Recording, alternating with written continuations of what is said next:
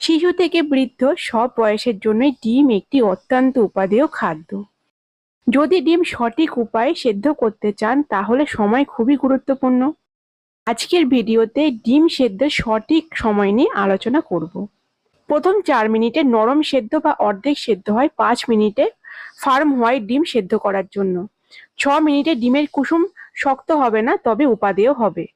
8 মিনিটে সামান্য নরম থাকবে কুসুম। 10 মিনিটে কিছুটা শক্ত হবে কুসুম, তবে মাঝখানে সামান্য নরম থাকবে। 12 মিনিটে প্রায় সম্পূর্ণ সেদ্ধ হবে, মাঝখানটা কিছুটা নরম থাকবে। 14 মিনিটে সম্পূর্ণ হার্ড বয়েল, মাঝখানে কুসুমটাও প্রায় শুকিয়ে যাবে। সিদ্ধ করার সময় কয়েকটি উপাদেয় মেনে চলতে হবে। প্রথমত, ডিম সেদ্ধ করার সময় ডিম যেন জলের মধ্যেই ডুবে থাকে।